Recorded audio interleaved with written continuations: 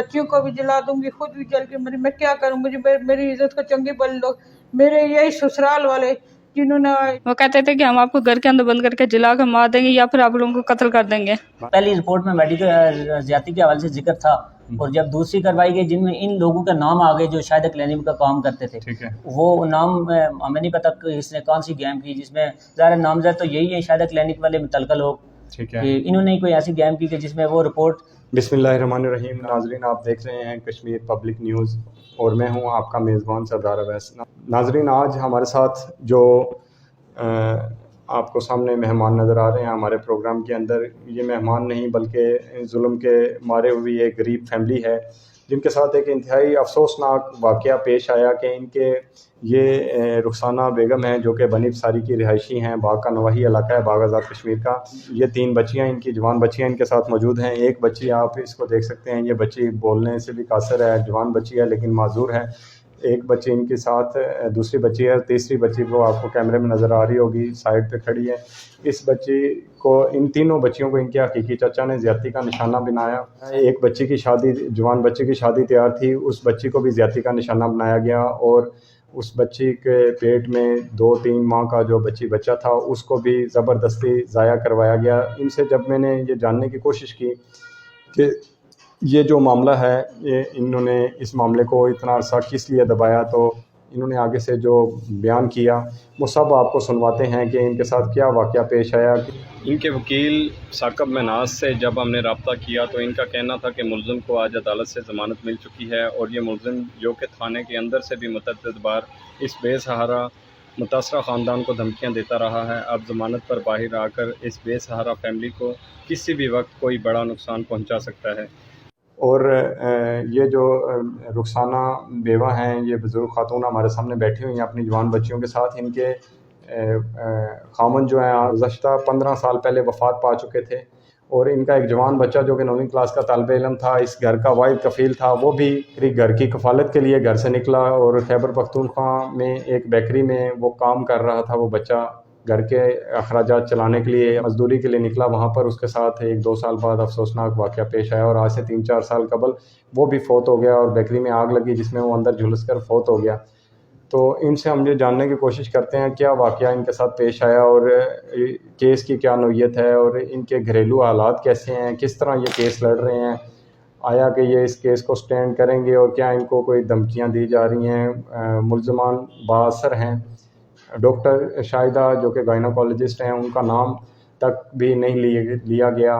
क्या वजह थी उनका नाम FIR में नहीं आया, क्या कानूनी पेचीदगियाँ हैं, हम इनसे जानने की कोशिश करते हैं।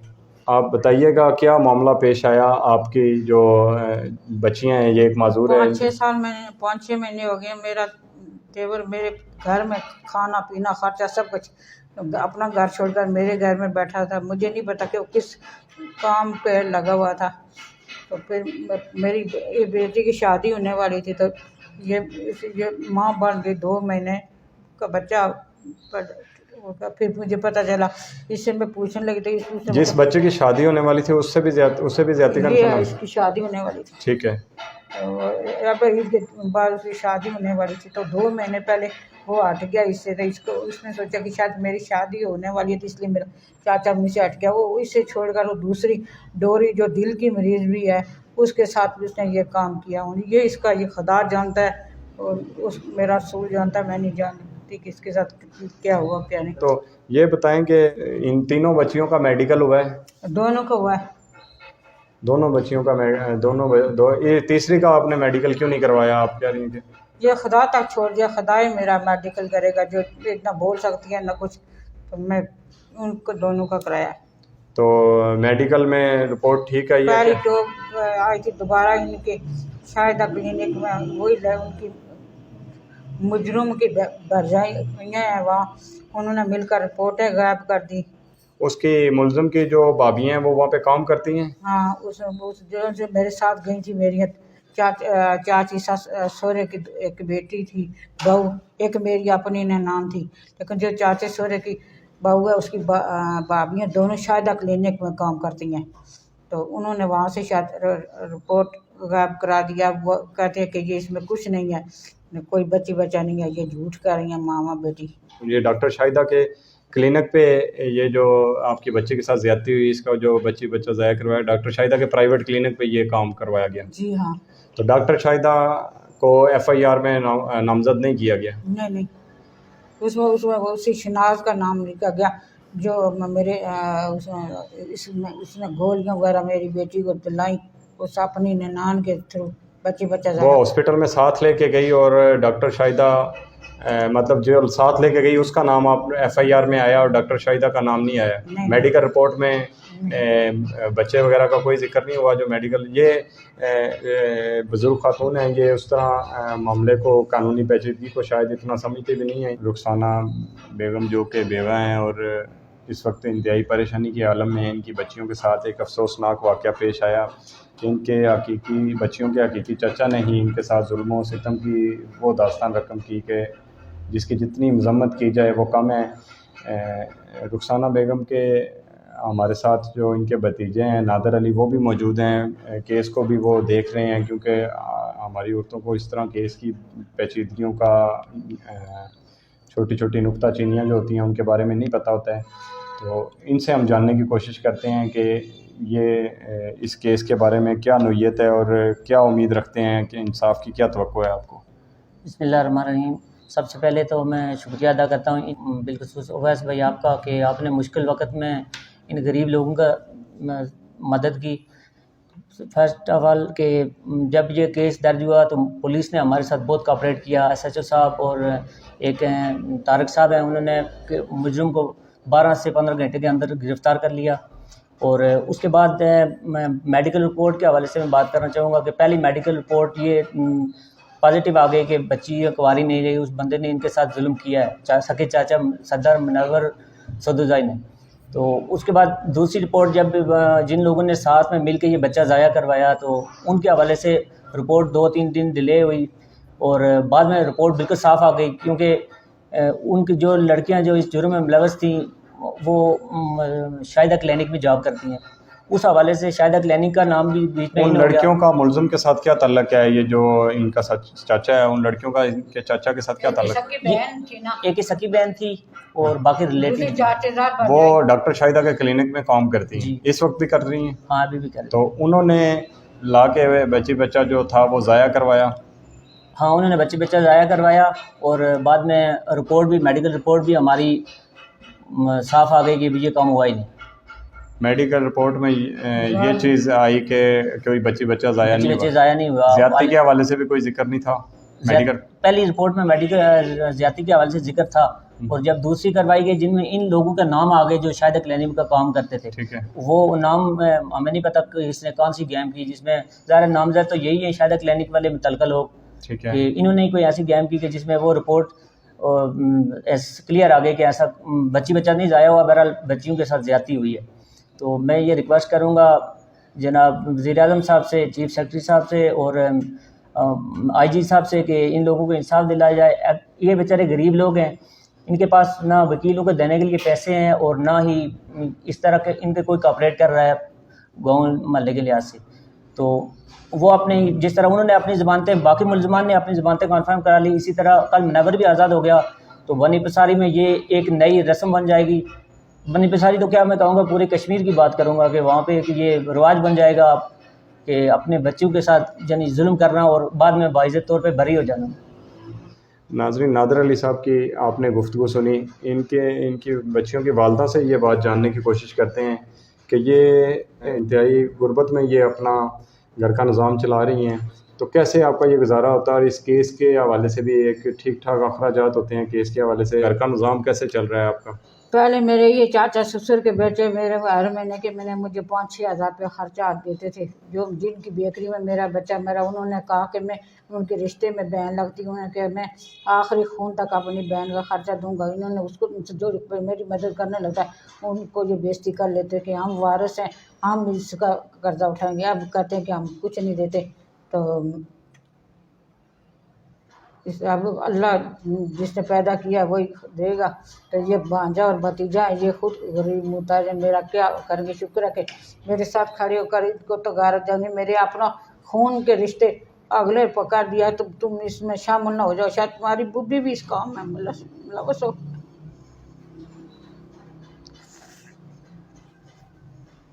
क्या अपील करना चाहेंगे आप, जो लोग आपको मुझे देख रहे हैं इंसाफ उनसे? दे दे, नहीं तो बस मैं बच्चियों को भी जला दूंगी, खुद भी जल के मरी। मैं क्या करूं? मुझे मेरी इज्जत को चंगे भले लोग, मेरे यही ससुराल वाले जिन्होंने जो इसने मुझे रिश्ता लेके किया, आज उनके घर से ही मेरे कीचड़ उठते हैं कि ये खुद बदचलन है, तो इसकी बेटियों भी इसी तरह होंगी।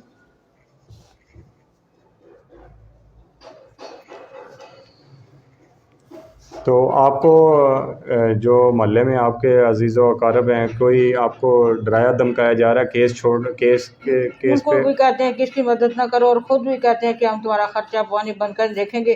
कब तक ये जुल्फी मेरा भांजा और ये भतीजा, कब तक तुझे ये तुम्हारे पैसों के लिए तुम्हारे साथ खड़े होते हैं? मेरे पास आया कर ये मेरे लिए पैसे के लिए खड़े होंगे। मतलब इनको के ऊपर भी इल्ज़ाम लगाया जाता है कि ये हाँ आपके साथ केस में क्यों स्टैंड कर रहे हैं? हाँ, वो लोग हमारे भांजे का 2 लाख रुपया दे दिया रिश्वत देने, तुम्हारे भांजे का तो किनारा निकलिया, तो बाकी कल जाना आज जाना तो यो जाना है, तब नहीं आया कि मैं पैसे का लाना। तो आपके भांजे को मुलज़िम की तरफ से ये ऑफ़र की गई हाँ कि 2 जी। लाख रुपए आपको देते हैं और आप इनकी मदद ना करें, साइड पे हो जाएं। हम जाने तो ये जाने। नाजरीन, आपने गुफ्तगू सुनी। इंतहाई अफसोसनाक वाक़या, खून के रिश्तों में जब इस तरह के वाक़यात रोनमा होना शुरू हो जाएं तो सोसाइटी से हम मज़ीद क्या तवक्कुआत रख सकते हैं। रुखसाना बीबी जो कि बेवा हैं, इनकी एक बच्ची बोल नहीं सकती है, एक बच्ची जवान बच्ची है, इनकी एक बच्ची इस वक्त ऊंचा सुनती है, जवान बच्ची है वो भी। लेकिन जिस बच्चे की शादी तय थी, तीनों बच्चियों को कहा तो ये जा रहे हैं इनके बकौल के, तीनों बच्चियों को ज़्यादती का निशाना बनाया गया इनके चचा की जानिब से, सबके चचा की जानिब से।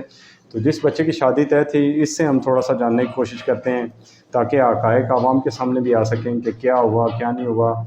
अदालती कार्रवाई तो चलें अपनी चल रही है, तो इनके इंसाफ के लिए हमारा बतौर मीडिया पर्सन हमारा फ़र्ज़ बनता है हम इनके लिए आवाज़ उठाएं ताकि आवाम को भी हक़ाइक़ से आगाह किया जाए। इनकी बच्ची हमारे साथ मौजूद हैं जिनकी शादी भी तय थी और इनके साथ ये अफसोसनाक वाक़या पेश आया और इनके चचा ने इनको ज़्यादती का निशाना बनाया। बकौल इनके आपने ये बयान सुना होगा कि डॉक्टर शाहिदा जो कि गायनाकोलॉजिस्ट हैं, उनके जो हॉस्पिटल है, उस हॉस्पिटल में उस बच्चे को ज़ाया भी करवाया गया और मेडिकल रिपोर्ट में से भी इस बात को मुकम्मल साफ़ करवा दिया गया।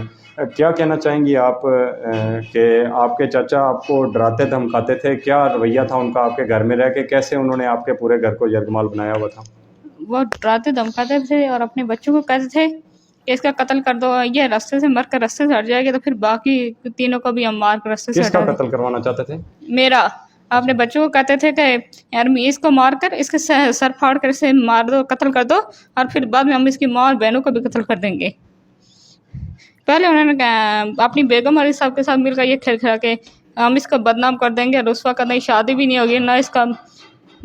हमारी शादी में तय हुआ था कि जो शख्स में शादी होगी हमारे घर में घर दामाद बन के रहेगा। तो उन्हें लगा कि जिससे मेरी शादी जब यहाँ घर दामाद आएगा तो वो उस घर का भी मालिक बन जाएगा, इसलिए उन्होंने कहते हैं मेरे 3 बेटे हैं, 3 घर के वारिस होंगे। इसलिए उन्होंने पहले सोचा कि इस काम से मेरी शादी नहीं रुकती है। बाद में अपने बेटे से कहा कि इसका कत्ल कर दो, कत्ल करने के बाद जब ये मर जाएगी तो कौन सी शादी होगी और कौन सा इसका मियाँ यहाँ करेगा। तो आपको धमका के उन्होंने ये जो आपके साथ ये अफसोसनाक वाक़या पेश आया, आपको डराया गया, धमकाया गया, किस तरह आपके साथ ये वाक़या पेश आया? आपकी वालदा कहाँ पे थी उस वक्त? बाकी तो मेरी अम्मी की बहन मर गई थी, वहाँ जनाजे पर गए हुए थे। जब आपकी वालदा वापस आई तो आपने वालदा को वाक़या बताया गया जो आपके चाचा ने आपके साथ ज़्यादती की? जी कहा था। मेरी अम्मी ने जब उनसे पूछा था, वो हमारे ही घर में रहते थे, हमें डराते धमकाते थे, खौफ ज़्यादा करते थे। क्या कहते थे आपको, क्या कर देंगे अगर बात बाहर निकली तो? वो कहते थे कि हम आपको घर के अंदर बंद करके जला कर मार देंगे या फिर आप लोगों को कत्ल कर देंगे। आपका चाचा आपको ये बात कहता रहा कि अगर आपने ये बात बाहर निकाली आपकी वालदा को कि आपको घर के अंदर बंद करके जला दिया जाएगा? जी, इनको भी धमकियाँ कितनी बार मम्मी को मारने के लिए घर के अंदर भी आए। आपकी वालदा को मारा भी गया? जी। क्या अपील करना चाहेंगी आप जो इस वक्त आला हुकाम या जो भी लोग इस वक्त हमारे नाजरीन आपको देख रहे हैं कि क्या इंसाफ की तवक्को है? आप क्या अपील करना चाहती हैं लोगों से आपके, क्योंकि हालात भी उस तरह नहीं है आप केस को लड़ सकें उस तरह? ना, हमसे उसे सज़ा देना चाहते हैं। क्या तवक्को करती हैं आप? इंसाफ मिलेगा आपको? आपका केस अदालत में है, क्या तवक्को है आपको? अभी कुछ बता क्यों, वो लोग अमीर हैं और हम गरीब हैं, हमारे पास बाहर आने के भी पैसे नहीं हैं। वो तो पैसे देकर कैसे भी रिपोर्टें भी गायब करवा दें। रिपोर्ट उन्होंने चेंज करवाई या चेंज करवाई मेडिकल रिपोर्ट? जी उन्हें मेडिकल रिपोर्ट चेंज करवा के कहते हैं कि ये तो सब झूठ है, ये सब ड्रामे करती हैं। तो क्या अपील करना चाहेंगी आप, जो लोग आपसे इस वक्त सुन रहे हैं आपको, आप कह रही हैं आपके पास बाज़ार आने का किराया भी नहीं है, तो कैसे आप इस केस को लड़ेंगे? क्या अपील करेंगे देखने वाले लोगों के लिए? हमसे चाहती हैं कि हमें मदद और इनको सज़ा, केस में लोग आपकी मदद करें और इन लोगों को आप सज़ा दिलवाएंगे? जी इन लोगों को हम सज़ा दिलें। नाजरीन, इनकी बच्ची की आपने गुफ्तगू सुनी। 3 बच्चियाँ हैं जिनके साथ उनके सके चाचा ने ज़्यादती की। एक बच्ची बिल्कुल बोल ही नहीं सकती है, एक बच्ची है, जवान बच्ची हैं, एक बच्ची जो है वो ऊंचा सुनती है, जिससे गुफ्तगू हमारी मुश्किल है होना। तो बच्ची की आपने गुफ्तगू सुनी कि जब उसके साथ चाचा ने ज़बरदस्ती की और ये जिनसी दरिंदगी का उसको निशाना बनाया गया, तो उसने घर वालदा आई, वो किसी फुदकी पे गई हुई थी। जब वो वापस आई तो बच्ची ने अपनी वालदा को सारा वाक़या बयान किया। तो वालदा ने जब अपने देवर से ये बात पूछी जो कि मुल्ज़म है, इनका हकीकी चाचा है मुनव्वर, तो उन्होंने आगे से बकौल बच्ची के, आपने भी ये बात सुनी कि उन्होंने इंतहाई अफसोसनाक बात की कि अगर आप लोगों ने ये बात बाहर निकाली घर से तो आपको बंद करके तो अंदर इस पूरे मकान को आग लगा दी जाएगी। क्या वाकई ऐसी बात हुई? जो जी हाँ, वो आके मेरी बेटी को कहते तुझे मार के, तुम इधर मुझे बड़ी कांटा हो, तुझे हटा के तो दोबारा हम इन लोगों को नहीं बुल लेंगे, तुझे मार दें पहले। ये बात भी उनकी तरफ से आपको धमकी दी हाँ, गई उस वक्त के आपको घर उन्होंने के अंदर बच्चों बंद को कर? कहा हुआ था कि इसको मारो, मार के ख़त्म करो। दूसरे उनके बच्चे इतने गंदे हैं कि 15-16 साल के बच्चे हैं, वो जब स्कूल से आते तो कपड़े उतार के नंगे होकर हमारे पास फिरते। उन्होंने कहा, वो भी उनके माँ बाप ने उनको कभी नहीं रोका कि आप ये गलत काम क्यों कर रहे हैं। मतलब आपको लगातार उनके बच्चे जौन से भी थे वो उनसे भी ज्यादा ऊपर मतलब आपको लगातार डराया जाता रहा कि आपने ये बात बाहर नहीं निकालनी है? जी। तो अभी क्या अपील करना चाहेंगे आप, क्योंकि प्रोग्राम का वक्त भी मुख्तसर होता है, हमारी पूरी कोशिश होगी कि आपको इंसाफ दिलवाया जाए, आला हुकाम तक आपकी बात पहुंचाई जाए। क्या अपील करना चाहेंगी आप? खुदा कोई नेक बंदा जो हमारे केस लड़े और मुझे मेरी बेटी को इंसाफ दे दे, मैं और कुछ क्या अपील कर।